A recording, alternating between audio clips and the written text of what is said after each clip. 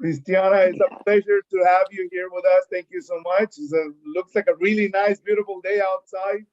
Uh, how, Hi, how's it going? how is everything with you? It's great. Today is a beautiful day.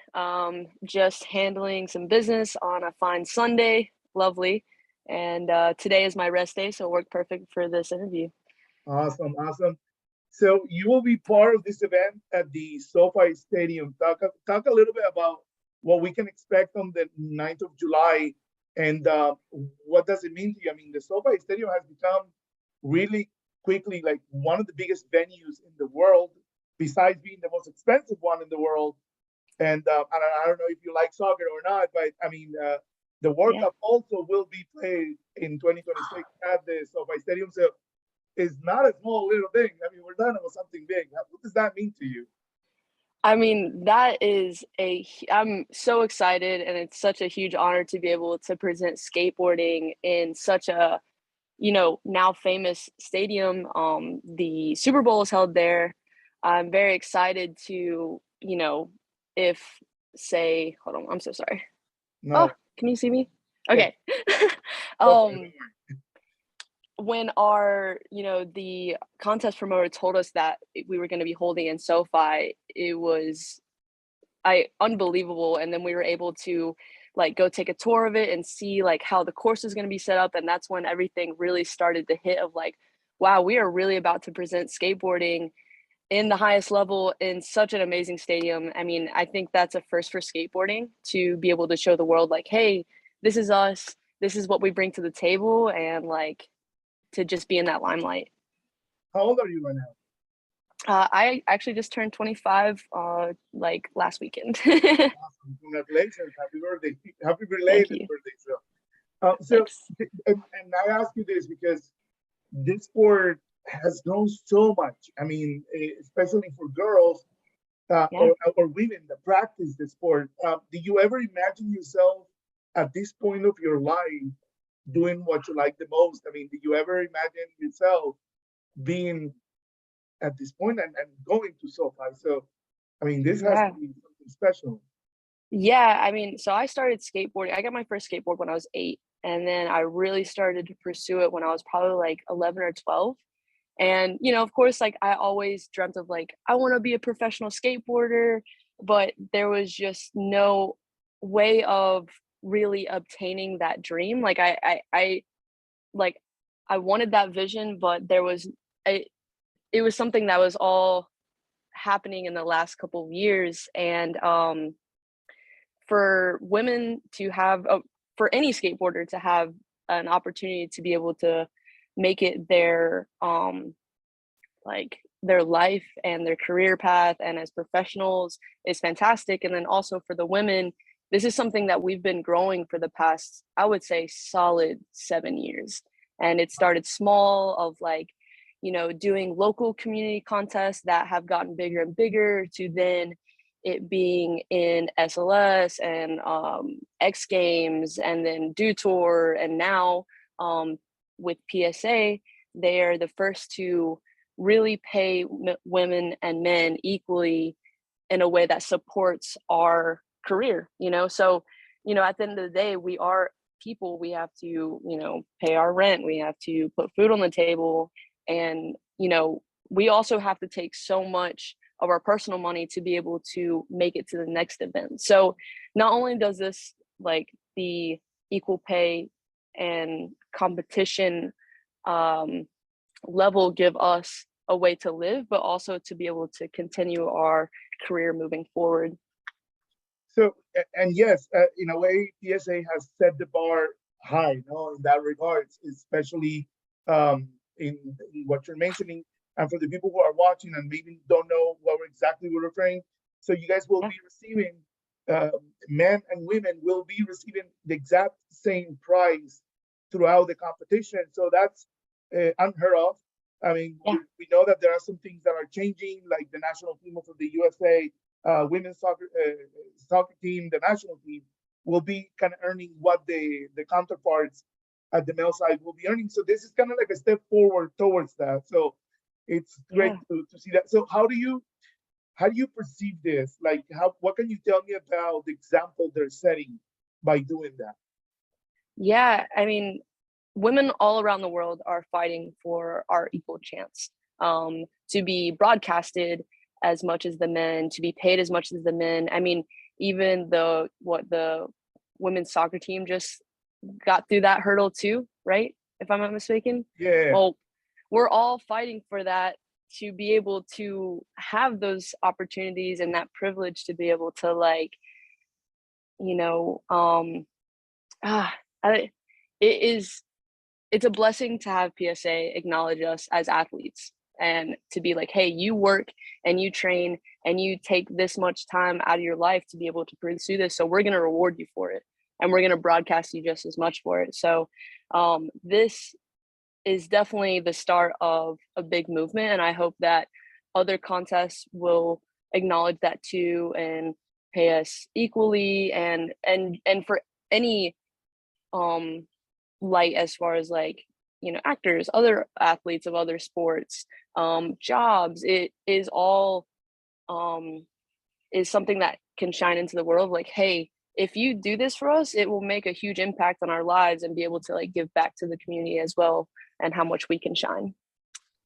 So throughout the course of your career, what has been the biggest challenge? I mean, you're still young, and I'm pretty Thank sure, like, you probably, and you talked about dreaming as a girl to make it as a skateboarder, but was there a time that you thought this is meant only for boys, or because of society tells you that it's only for boys? You know what I mean? Like, and ah, there's a specific type of those boys. So for you to overcome that and make a career out of it and get to this point, I mean, what was the biggest challenge for you to overcome first your own insecurities, and then dealing with what society was telling you?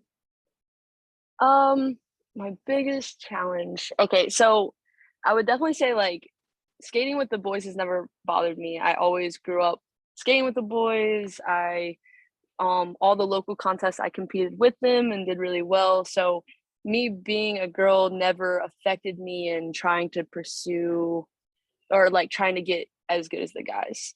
Um, I mean, I still have a lot to work to, and but I would say my biggest challenge as far as my actual skate career is having the opportunity to show my skill. So before PSA and other contests, and especially the Olympics, like, we only had, if I'm not mistaken, like maybe 3 contests a year to really show our skill. And, I would work, and go to school to try and make those contests, which was 3 out of the year, and hopefully make some money out of it, and then just keep working to save up for, whatever else was coming on. But now that, the women's movement is catching on, I'm able to actually fill my year and summer up with events that could, financially support me and get my name out there. And um, you know, having the chance to be able to show our skill is, I think, one of the first things that have helped us be able to grow in the sport. So, What else do you do during your free time? Do you go to school? Do you have another career? I don't know. Do you study something? Do you work something else? What else do you have? You have so both. Mm. yeah. So outside of contests, you know, mainstream skateboarding is also lives in the streets. So we are paid to go get strip, like, clips in the street, and kind of show, like, how rough and tough we can be, what's the biggest clip we can get in a non-skate park environment. um, on my end, I love to play soccer. I love to do art. I do work out regularly to, like, make sure my body's strong.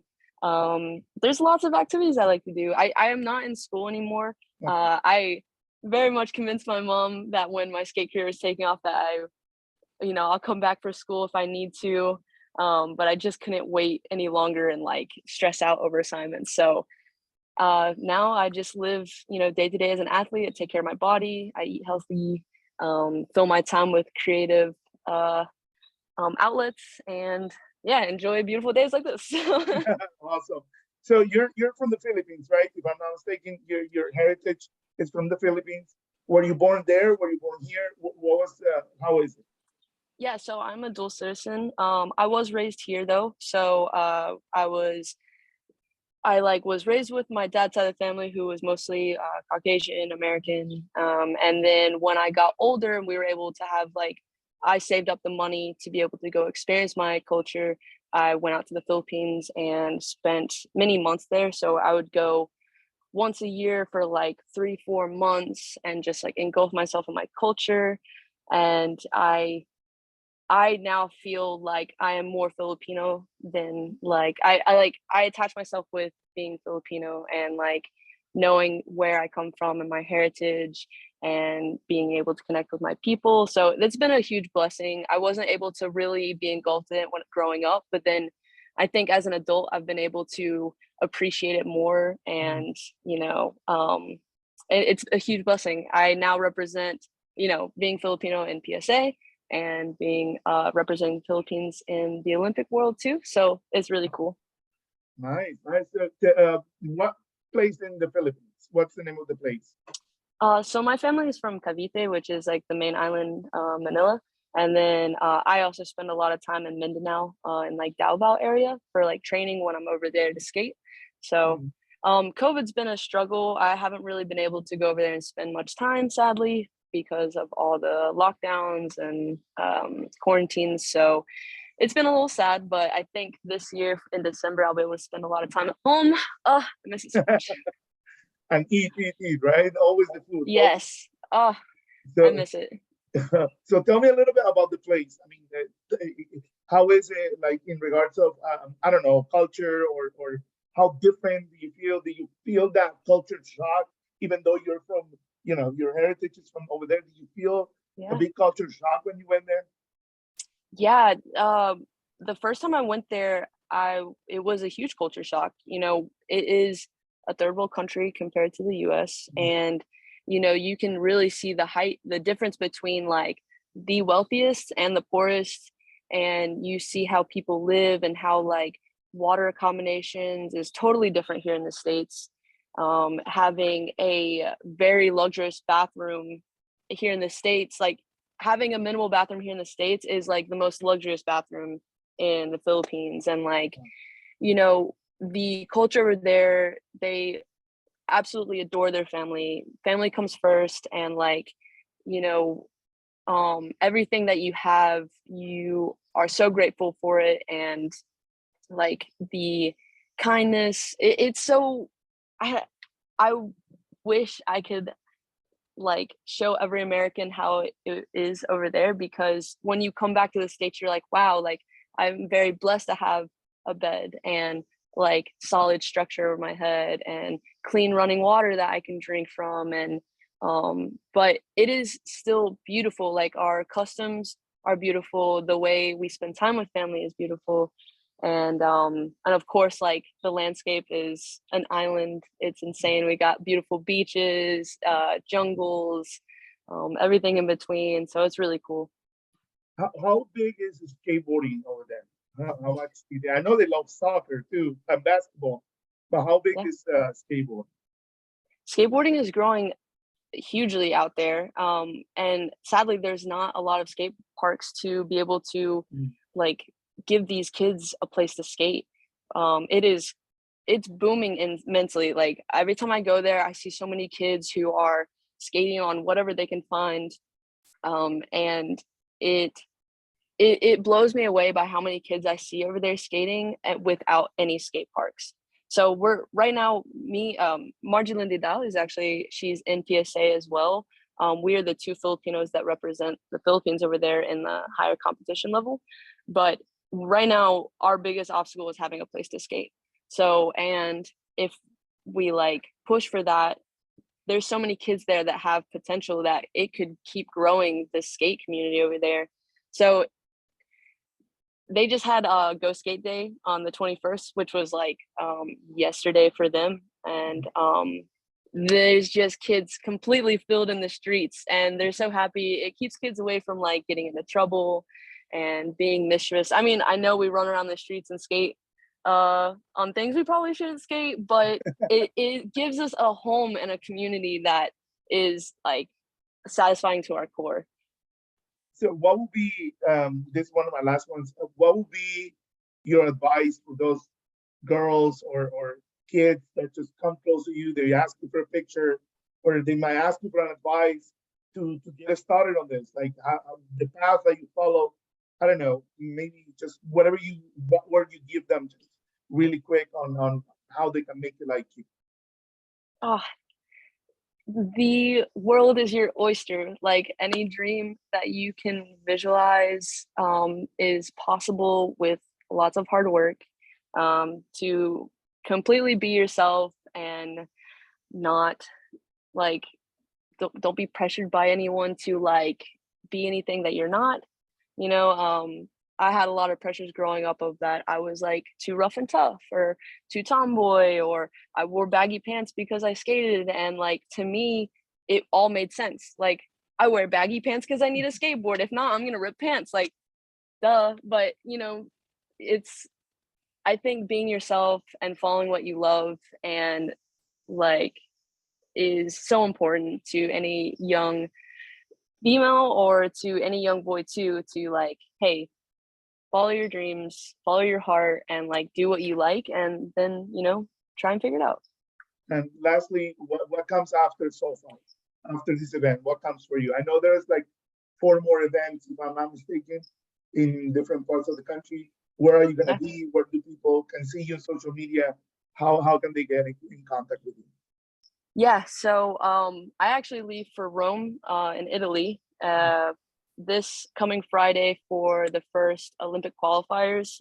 So we are now kicking off the street skateboarding and park skateboarding for the next Olympics in 2024 in Paris. So that's happening this weekend. Come back, SoFi. And then PSA has a couple more stops. We're going to do, I believe, San Francisco, a stop in Brazil and Puerto Rico, and I think in Miami. Those are our next 4 stops for PSA. I don't think the stadiums are completely solidified right now, but those are the ones to be looking forward to. So if they're in your area, keep an eye out. And I have another qualifiers in, oh my gosh, Rio. It's gonna be a lot. Our summer's like jam-packed. So my Instagram is Christiana Means, Christiana.means. So anything that I'll be traveling or posting will be up there. And yeah, that's it. We're gonna be busy bees this summer. So keep an eye out for all the events. Sounds like a lot of fun.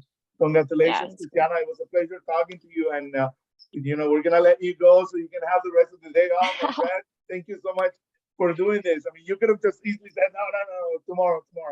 But you know, you were so kind and so nice to have this conversation with us. Thank you so much for this opportunity, and thank you so much for like supporting PSA and like getting the word out. It means so much to us, and I hope that we just put on a good show for everyone. So come out if you're in the area. Whoop, whoop. Nice. And for the ones that are watching us, don't forget that you can follow us in all of our streams on our platforms at LA Times en Español. Also, you can also follow me at Jad El Reda on Instagram, Twitter, and everything else. Thank you so much, Christiana. God bless you. Take care. Yes. Oh wait, one last thing. Yes. Tickets are available on Ticketmaster for July 9th, SoFi Stadium. Don't miss out. It's perfect. Thank you. Thank you. Bye-bye.